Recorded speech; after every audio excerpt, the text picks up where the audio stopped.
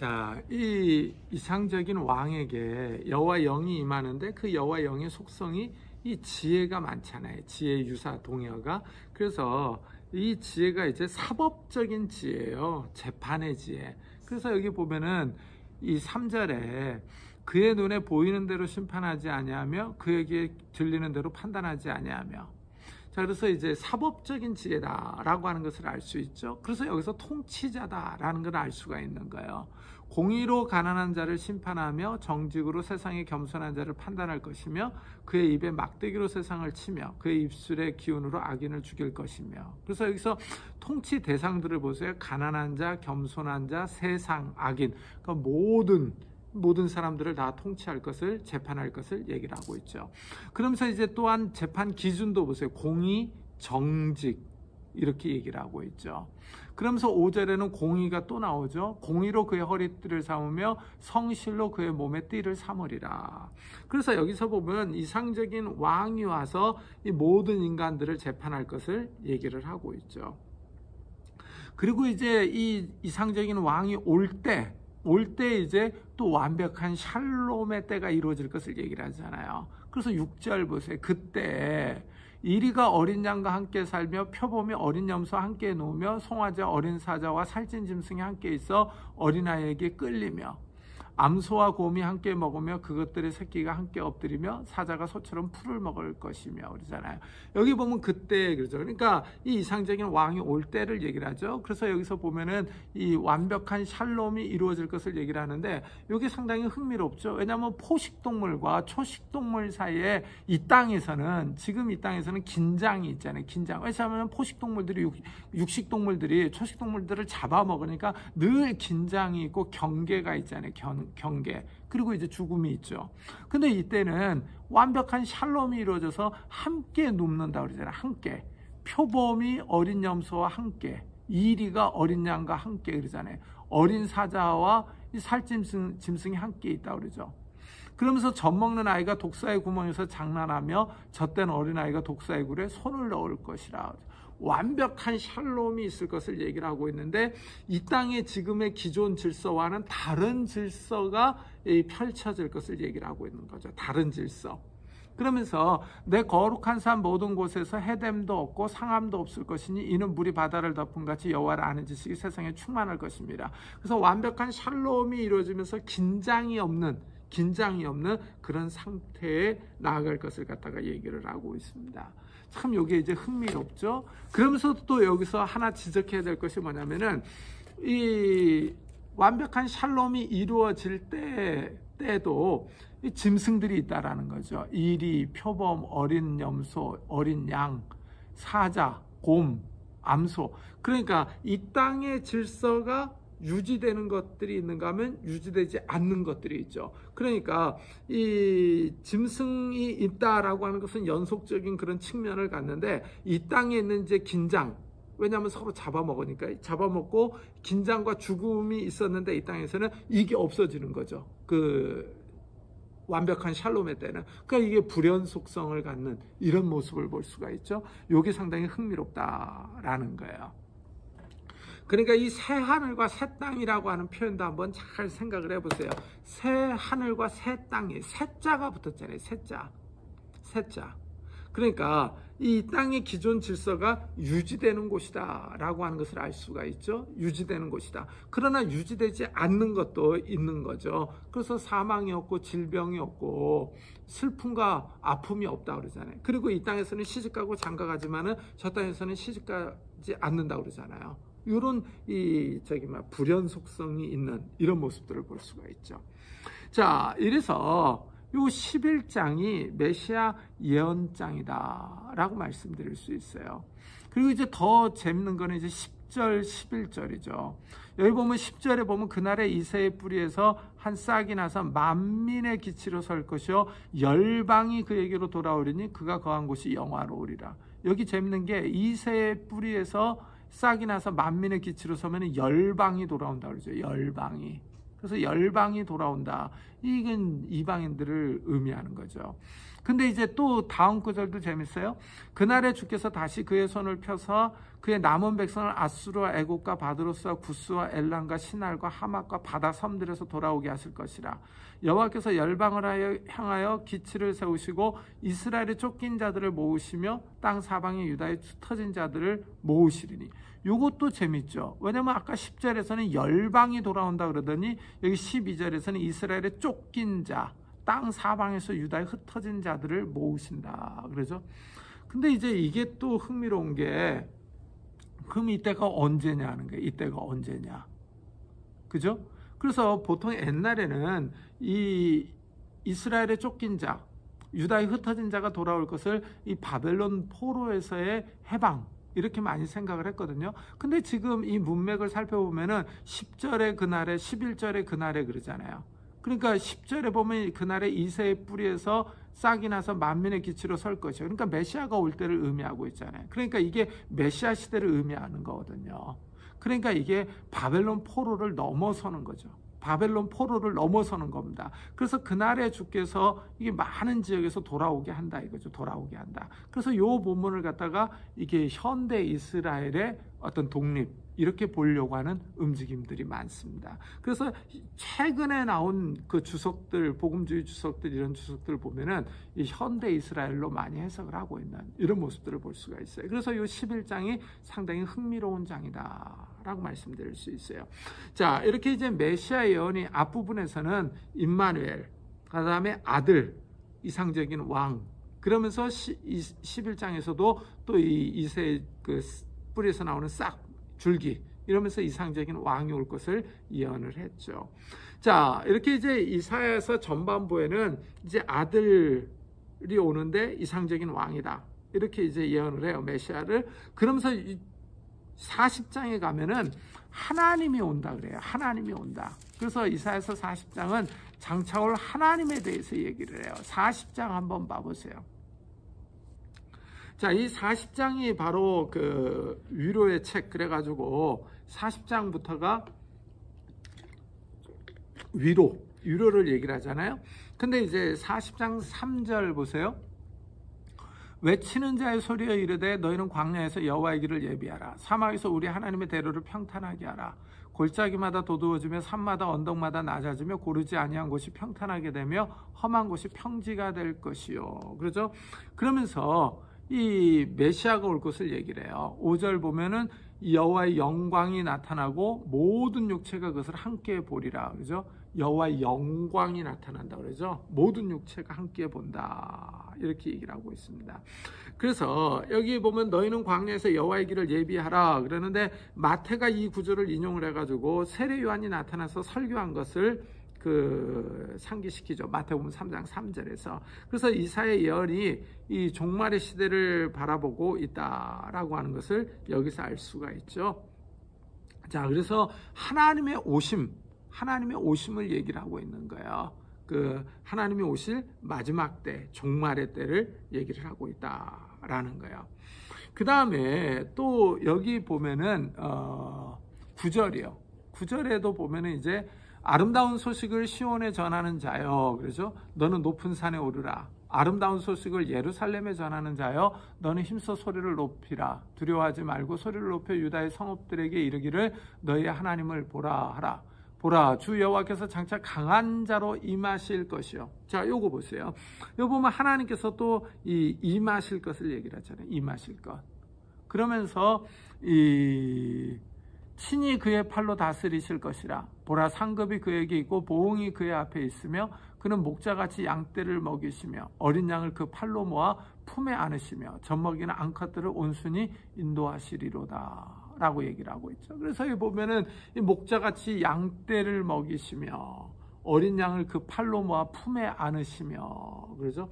그래서 이게 이 하나님께서 이 목자로 오실 것을 갖다가 얘기를 하고 있는 이런 모습을 볼 수가 있죠. 그래서 이 이사야서 40장은 하나님의 오심, 신년을 얘기를 하고 있어요. 신년. 그래서 이게 상당히 좀 독특하다라고 말씀드릴 수 있습니다. 근데 이 목자로 온다 그러는데 이게 이제 에스겔서 34장에 잘 나타나요. 그래서 나중에 에스겔 얘기를 할 때 좀 말씀을 드릴게요. 그래서 이 목자로 올 것을 갖다가 강조를 하고 있죠. 자, 그렇게 이제 하나님께서 오시는데, 그럼 오시는 이 하나님이 누구냐 하는 거예요. 누구냐? 창조주다라는 것을 갖다가 12절부터 계속 얘기를 해요. 그래서 12절부터 읽어보면 이 하나님의 오심을 갖다가 이 수사학적인 질문과 답변을 통해서 그 오시는 분이 창조주 하나님이다라는 것을 설명을 하고 있어요. 그래서 12절이 되게 재밌죠. 누가 손바닥으로 바닷물을 헤아렸으며 뼘으로 하늘을 쟀으며 땅에 티끌을 되에 담아 보았으며 접시 저울로 산들을 막대 저울로 언덕들을 달아 보았으랴. 그래서 요거 되게 재밌죠. 뼘으로 하늘을 쟀으며 이 표현이 상당히 재밌죠. 누가 손바닥으로 바닷물을 헤아렸으며, 이 손바닥을 참 이게 말이 안 되잖아요. 그죠? 이게 표현들이 상당히 재밌는데, 하나님이 이런 일을 행하신다 이거죠. 하나님이. 그러면서 여기 보세요. 15절. 보라, 그에게는 열방이 통에 한 방울 물과 같고 저울의 작은 티끌 같으며 섬들은 떠오르는 먼지 같으리니. 하나님께 이 열방은 통에 한 방울 물과 같아요. 한 방울 물. 이 표현 너무 재밌지 않습니까? 저울의 작은 티끌, 섬들은 떠오르는 먼지. 그러면 섬에 사는 인간들은요, 이 섬들이 먼지면은 참 그렇지 않습니까? 이 제주도 같은 섬들이 먼지래요. 먼지. 이 일본도 다 사실 필리핀이 다 섬들 아닙니까? 이 섬에 사는 인간들은요, 이 먼지보다도 못한 거죠. 그러니까 하나님께서 보실 때는, 창조주 하나님께서 보실 때 인간은 정말 아무것도 아니다라는 것을 여기서 알 수 있죠. 그러니까 제가 창조할 때도 말씀드렸잖아요. 이 지구가 어마어마하게 큰데 달 옆에 있으면은 이 지구를 갖다가 태양 옆에다 놓으면은 정말 작잖아요. 근데 태양보다 더 큰 행성들이 이 은하계에는 어마어마하게 많다고 그러잖아요. 그럼 그 어마어마한 그 행성 옆에 지구를 갖다 놓으면은 뭐 전만하죠. 전만해요.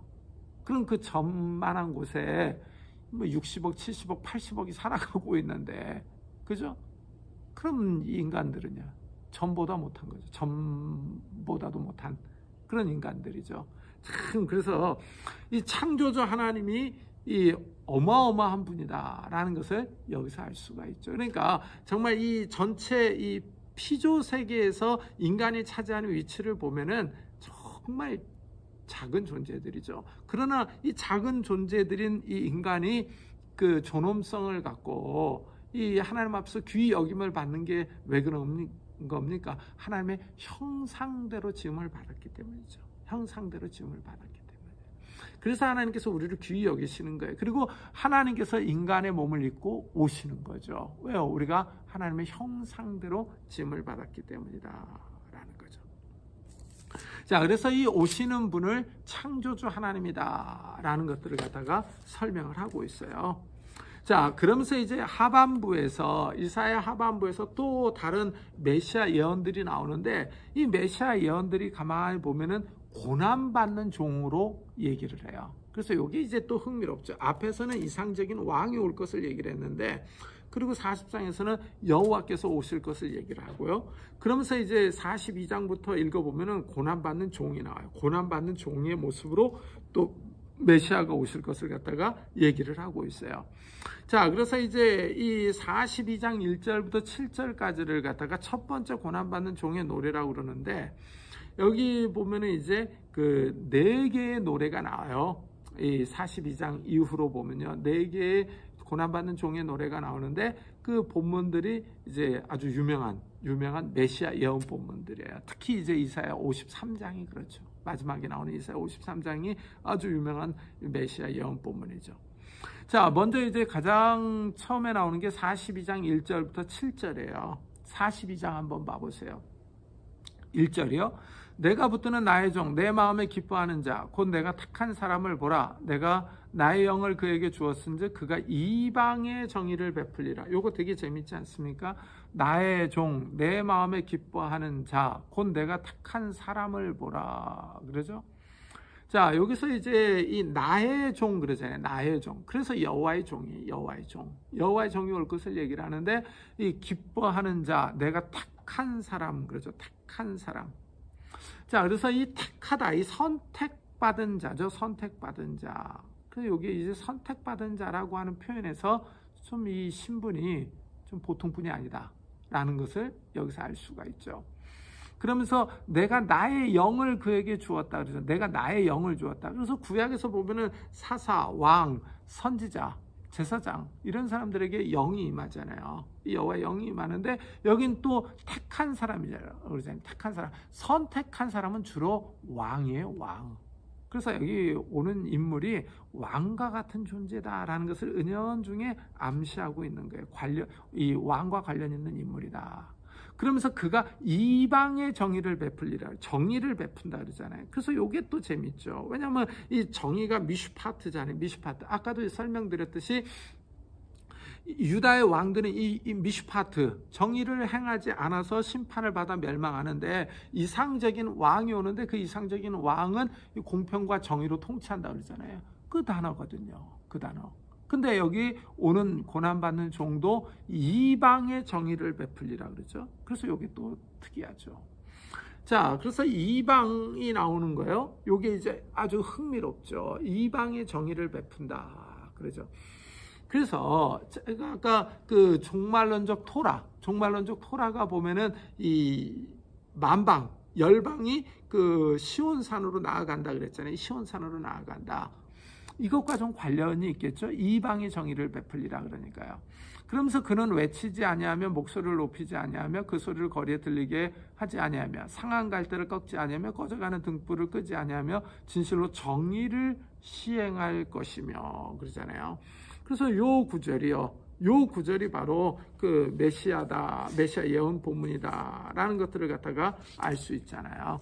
이 본문이 그 신약에서 마태가 예수님께서 이 땅에 오셔서 병든 자를 고쳐주자 이사의 이 예언이 성취되었다고 보도를 했죠. 12장 17절부터 21절에 나오죠. 그래서 이 본문이 메시아 예언으로 간주가 되는 거예요. 간주가 되는 겁니다. 자, 근데 요 4절 한번 보세요. 그는 쇠하지 아니하며 낙담하지 아니하고 세상의 정의를 세우기에 이르리니 섬들이 그 교훈을 앙망하리라. 요게 이제 평행법이 나오는데 세상, 섬들, 정의, 교훈 요게 이제 평행을 이루어서 나오고 있죠. 자, 그래서 이 교훈이 바로 토라예요. 토라. 교훈. 이게 바로 법입니다. 법. 자, 그래서 섬들이 그 법을 앙망하리라 그러잖아요. 섬들이. 이게 바로 세상에서 이방이죠. 이방. 그래서 요게 1절하고도 관련이 있죠. 그가 이방의 정의를 베풀리라 그랬잖아요. 그래서 요 메시아, 장차 오는 메시아가 이방과 관련이 있다라는 거예요. 요게 흥미롭다라고 말씀을 드릴 수 있어요. 그리고 이제 요 6절에 보면은 더 흥미롭죠. 나 여호와가 의로 너를 불렀은즉 내가 내 손을 잡아 너를 보호하며 너를 세워 백성의 언약과 이방의 빛이 되게 하리니. 여기 보세요. 이방의 빛 그러잖아요. 자, 그래서 요게 이제 상당히 흥미롭죠. 나 여호와가. 그런데 요게 아니 아도나이 본문이에요. 아니 아도나이. 그래서 여기다 동사를 넣어주면 나는 여호와다. 이렇게 번역될 수 있는 그런 표현이에요. 아니 아도나이. 그래서 제가 이 출애굽할 때 하나님께서 자기 자신을 소개하는 자기 소개 문장과 자기 계시 문장이 아니 아도나이다라고 말씀드렸죠. 그 본문이 여기 나오는 거예요. 나 여호와가 의로 너를 불렀은즉 내가 내 손을 잡아 너를 보호하며 너를 세워 백성의 언약이라고 그러잖아요. 백성의 언약. 요게 또 재밌잖아요. 백성의 언약이 된다. 이렇게 얘기를 하고 있죠. 근데 요 본문을 갖다가 다시 번역을 해보면 내가 너를 줄 것이다. 백성의 언약을 위하여. 민족들의 빛을 위하여 그러는 거예요. 그러니까 내가 너를 한 백성의 언약으로 주는 거예요. 내가 너를 한 백성의 언약으로. 그러니까 하나님께서 메시아를 한 백성의 언약으로 주고요. 민족들의 빛으로 주는 거예요. 민족들의 빛. 그래서 이게 백성은 단수예요. 한 백성이고 한 백성의 언약으로 주는 거고 민족들은 복수예요. 그래서 이게 이제 대조를 이루는 거예요. 그러니까 많은 민족들 가운데 빛으로 비추는 거죠. 그러나 나오는 백성들은 한 백성이에요. 한 백성. 그들에게 언약으로 준다. 이렇게 얘기를 하고 있는 거예요. 그래서 이게 이 언약이 어떤 종류의 언약인지 자세한 설명은 나오지는 않아요. 그러나 이 언약은 민족들의 빛이 된다라고 하는 것과 관련이 있죠. 그래서 이 이방인들을 위한 어떤 이 언약이 될 것이다라는 거예요. 그 다음에 7절도 보세요. 내가 눈먼 자들의 눈을 밝히며 갇힌 자를 감옥에서 이끌어내며 흑암에 앉은 자를 감방에서 나오게 하리라. 전형적인 메시아 예언 본문이잖아요. 그래서 예수님께서 오셔서 이런 일들을 행하셨잖아요. 그래서 바로 이 본문이 메시아 예언 본문이다 라고 그 말씀드릴 수 있죠. 그래서 이것을 새 일이라고 그러잖아요. 새 일 9절 보세요. 보라, 전에 예언한 일이 이미 이루어졌느니라. 이제 내가 새 일을 알리노라. 새 일이라고 그러잖아요. 그 일이 시작되기 전에라도 너에게 이르노라. 그러면서 이 메시아가 이 미래에 나타날 구원, 회복을 갖다가 예언을 하고 있는 이런 모습을 볼 수가 있죠. 그래서 이 본문이 이 이방, 열방을 향해서 주어지고 있다라는 거예요. 그러니까 장차올 메시아요.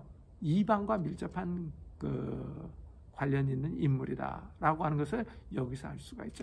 이래서 이사야가 보편주의다 이런 얘기들을 많이 해요. 그러니까 이제 이사야 예언을 가만히 읽어보면은 이 보편적인 이 전 우주적인 어떤 전 세계적인 이런 그 메시지를 선포하고 있거든요. 그래서 보편적인 이런 메시지를 전하고 있다라고 얘기를 하는 거예요. 그러니까 좀 이렇게 좁은 이스라엘이라고 하는 저기를 넘어서는 거죠. 이스라엘을 넘어서 전 세계 이방을 향해서 메시지를 선포하고 있는 이런 모습들을 볼 수가 있는 거죠.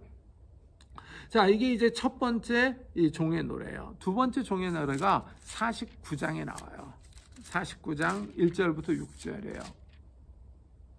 자, 1절 한번 보실래요? 여기도 되게 재밌어요. 섬들아 내게 들으라. 먼 곳 백성들아 귀를 기울이라. 여호와께서 태에서부터 나를 부르셨고 내 어머니의 복중에서부터 내 이름을 기억하셨으며. 그렇죠? 자, 여기서 섬들아, 먼 곳 백성들아 이렇게 나오고 있죠. 여기서도 벌써 이방을 부르고 있다라는 것을 여기서 알 수가 있는 거죠.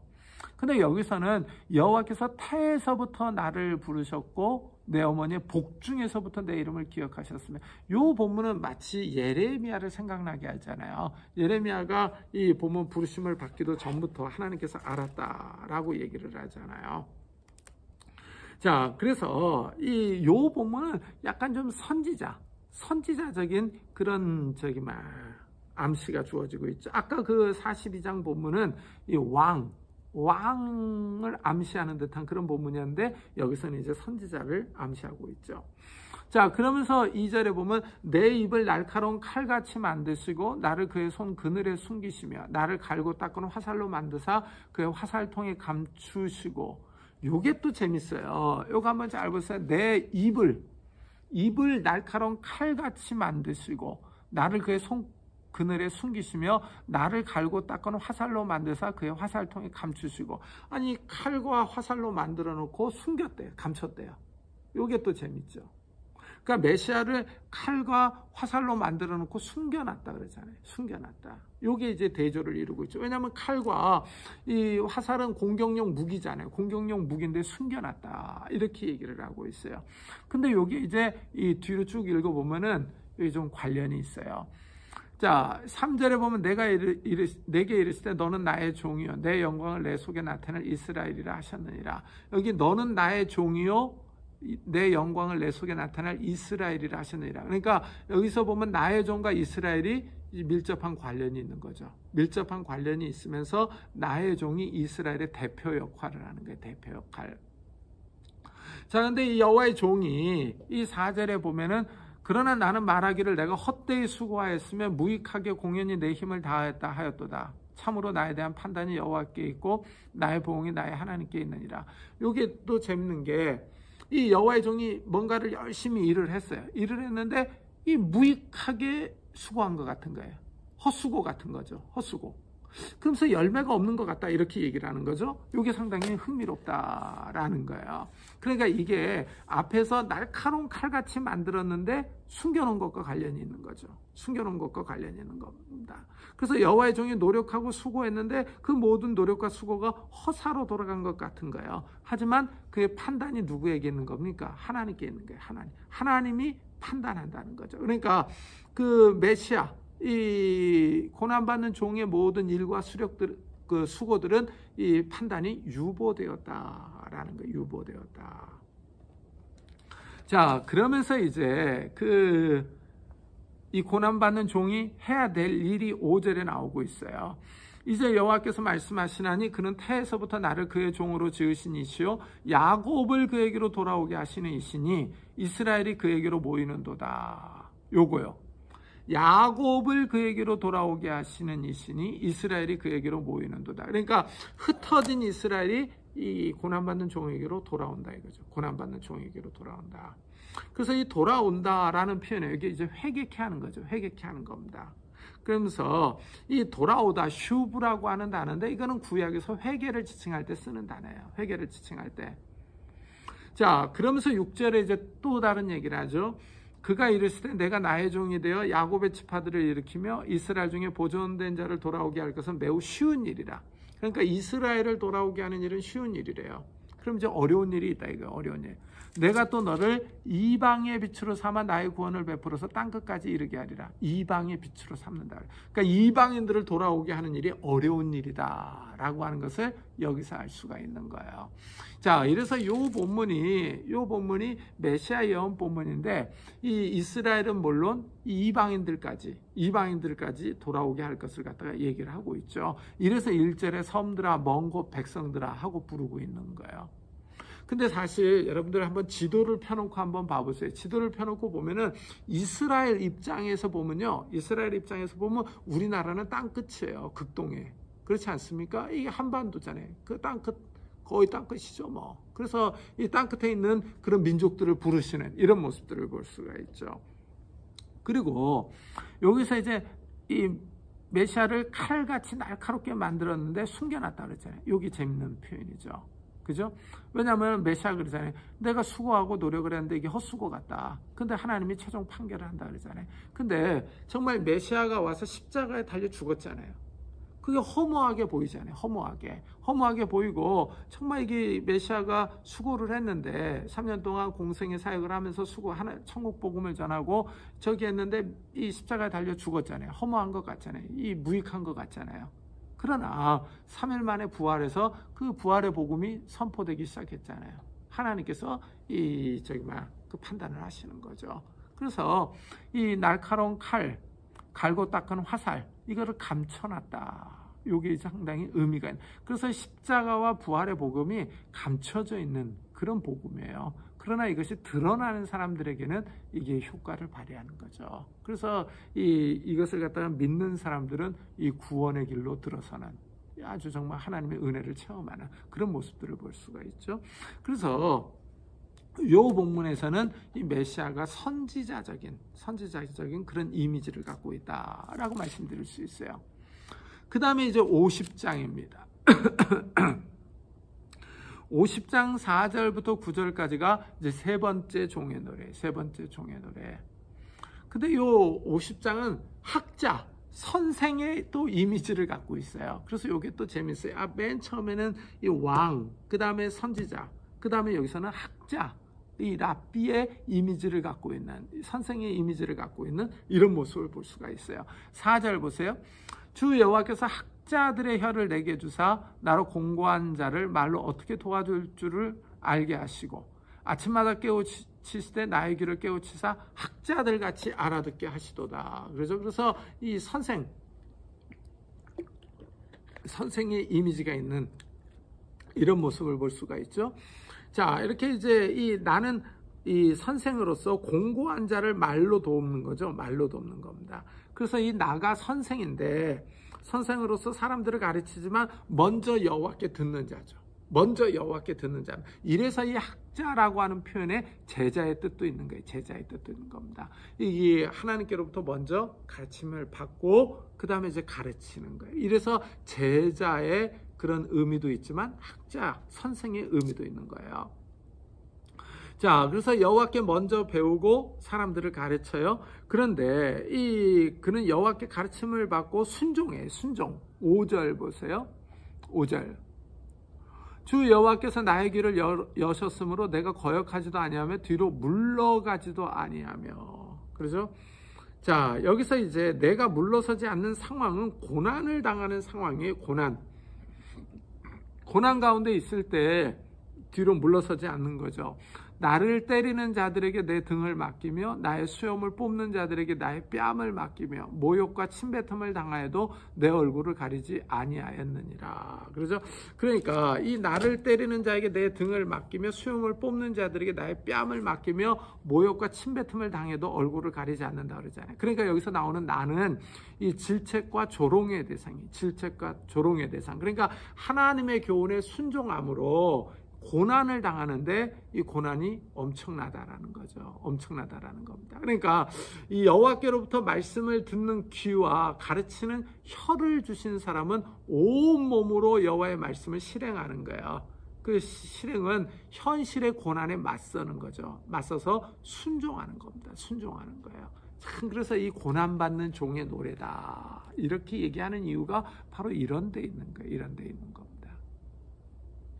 자, 그래서 여기 7절에 보면은 주 여호와께서 나를 도우심으로 내가 부끄러워하지 아니하고 내 얼굴을 부싯돌같이 굳게 하였으므로 내가 수치를 당하지 아니할 줄 아노라. 그래서 그러면서 이 고난을 당하고 있지만은 비난과 이 수욕을 견디는 거죠. 견디는 겁니다. 그래서 이 고난받는 이 종은 자신을 의롭다고 인정하시는 하나님께서 자신의 편이라는 거죠. 자신의 편. 그래서 내 얼굴을 부싯돌같이 굳게 하였다. 그러죠. 내 얼굴을 부싯돌같이 굳게 하였다. 내가 수치를 당하지 아니할 줄 아노라. 참, 이 말씀이 좀 의미 있지 않습니까?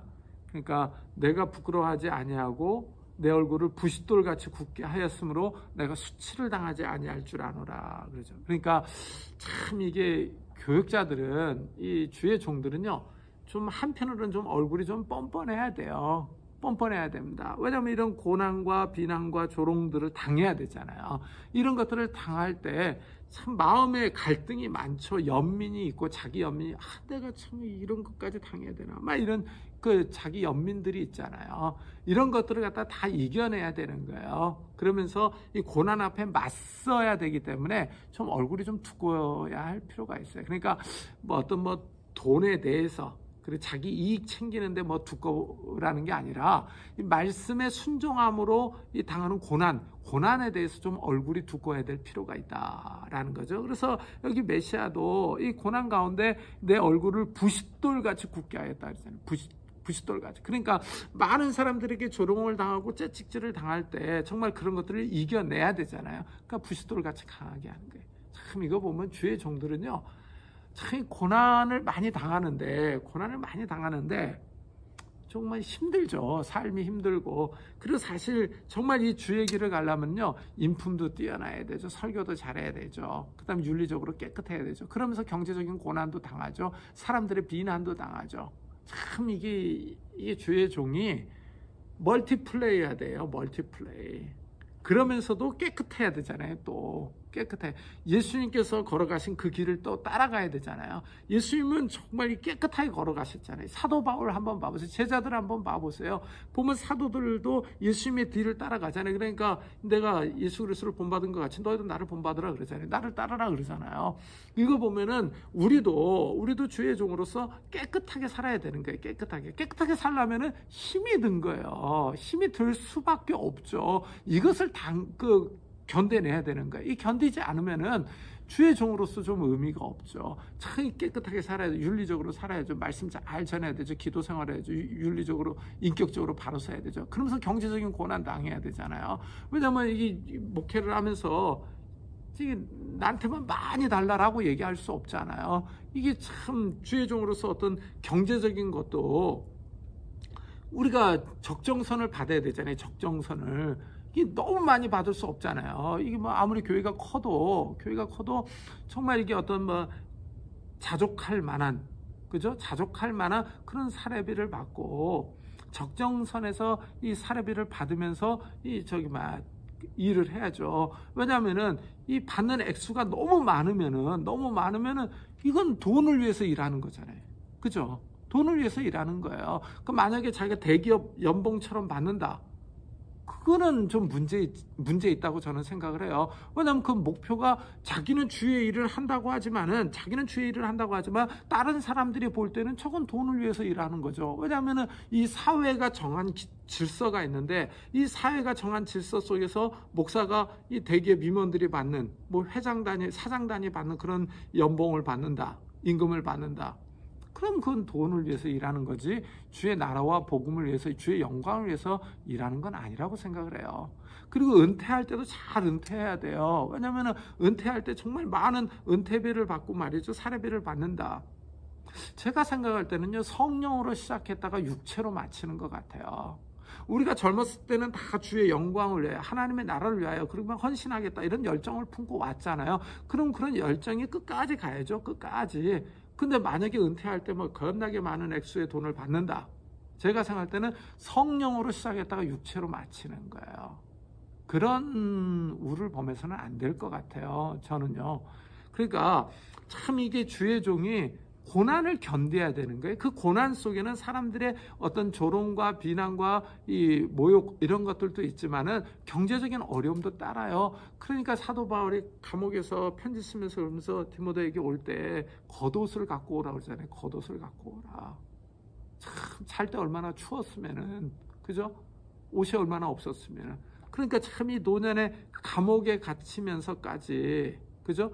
그런 어려움을 육체적인 어려움을 당하면서도 주의 복음을 위해 헌신하잖아요. 그러니까 좀 우리는요, 이 교육자들은 이 얼굴을 부싯돌같이 굳게 하였다라는 것에 좀 주목할 필요가 있어요. 우리가 고난 받을 때 너무 자기 연민에 빠지지 말고 내가 주를 위해 고난을 받는다 이런 생각을 가지고 가야 된다라는 거죠. 자, 제가 지금 3편을 얘기를 했는데 첫째 편은 왕과 같은 이미지가 있다고 그랬고 두 번째 편은 선지자 이미지가 있다고 그랬고 세 번째는 학자 이런 이미지가 있다고 그랬죠. 마지막으로 이제 52장 13절부터 53장 12절까지예요. 그래서 요 마지막 본문이 53장이잖아요. 이게 아주 유명한 메시아 예언 본문이잖아요. 우리가 고난 주간만 되면 묵상하는 본문이잖아요. 본문. 자, 시간이 별로 안 남았으니까 이제 52장 13절부터 15절까지만 먼저 해볼게요.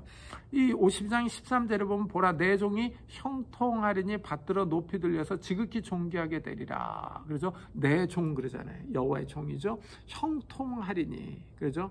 그래서 이게 이제 지혜롭게 행한다 이런 뜻이에요.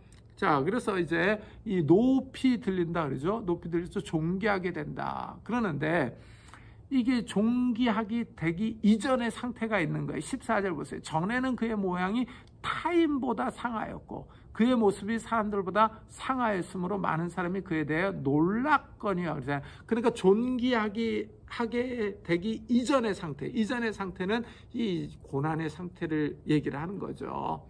그러면서 이 타인보다 상하였고 그의 모습이 사람들보다 상하였다 그러잖아요. 자, 그래서 이 본문이 상당히 의미가 있는 거죠. 왜냐하면은 다른 사람들이 보고 놀라니까요. 많은 사람이 그에 대하여 놀랐거니와. 그래서 놀랐거니와. 자, 이 본문이 상당히 재밌죠. 그러면서 15절 보세요. 그가 나라들을 놀라게 할 것이며 왕들은 그로 말미암아 그들의 입을 봉하리니 이는 그들이 아직 그들에게 전파되지 아니한 것을 볼 것이요 아직 듣지 못한 것을 깨달을 것임이라. 자, 그러니까 이 종이 존귀한 자인데 그 이전에는 상한 자가 되는 거예요. 상한 자. 그래서 이 상한 자의 모습이 많은 사람들을 놀라게 하는 거죠. 나라들을 놀라게 하고 왕들은 입을 다물게 되는 거예요. 입을 다물게 되는 겁니다. 근데 요 15장 그가 나라들을 놀라게 할 것이며 요게 히브리어는 열방에 뿌릴 것이요 이런 뜻이 뿌리다. 그래서 요게 나자라고 하는 단어인데 이게 상당히 재밌어요. 우리 성경은 지금 70인경 번역을 쫓아간 거예요. 70인경이 많은 민족들이 그에 대해 놀랄 것이다. 이런 의미거든요. 근데 히브리어는 그가 많은 민족에게 뿌릴 것이다. 이런 뜻이에요. 그러니까 나의 종의 상한 모습이요. 나의 종의 상한 모습이 이 열방에게 뭔가를 뿌리고 있는 거예요. 뭔가를 뿌리고 있는 겁니다. 근데 이 뿌리다라는 요 단어가 레이기라든가 이럴 때 보면은 이제 기름, 물, 피를 뿌릴 때 쓰는 단어예요. 그래서 요게 나의 종의 상한 모습이 이 열방에게, 이방에게 뭔가를 뿌리고 있다는 거예요. 자, 그래서 이게 이제 상당히 흥미로운 거죠. 그러니까 나의 종의 순환과 고난이 많은 민족들에게 영향을 미치고 있다는 거예요. 영향을 미치고 있다. 이래서 나의 종의 사역을 보고 왕들이 입을 다물고 있는 거예요. 입을 다물고 있는 겁니다. 충격을 받은 거죠. 왜냐하면 나의 종의 상한 모습, 나의 종의 그 상한 모습이 어떤 새로운 메시지를 주고 있기 때문에 그래. 새로운 메시지. 그래서 여기 15절 하반절 보세요. 이는 그들이 아직 그들에게 전파되지 아니한 것을 볼 것이요 아직 듣지 못한 것을 깨달을 것임이니라. 그렇죠? 그래서 이 나의 종이요. 이 나의 종의 상한 모습이 메시지가 되는 거예요. 메시지가 되는 거. 그래서 이 사람들이 놀라는 거예요. 왕들이 입을 다물고 있는 거예요. 상당히 흥미롭죠. 흥미롭습니다. 그래서 이게 정말 예수 그리스도께 딱 맞잖아요. 예수 그리스도의 그 십자가의 고난, 그 십자가의 고난이 많은 사람들에게 놀라게 하잖아요. 그래서 그 패션 오브 크라이스트라고 하는 그 영화를 보면은 정말 사실적으로 묘사를 해놔서 채찍질을 당하고 그 가시관을 쓰신 그 예수님의 모습이 많은 사람들을 놀라게 하잖아요. 놀라게. 피를 정말 많이 흘리시고 고난당하는 그런 모습이 놀라게 하는 그런 모습들을 볼 수가 있는 거죠. 이래서 이 상한 모습이 이 이방에게, 열방에게 새로운 메시지가 되고 있다라는 게 의미가 있는 거죠. 자, 이래서 존귀하게 되기 이전의 단계가 그 상한 모습이에요. 상한 모습이 이제 열방에게 메시지가 되고 있다.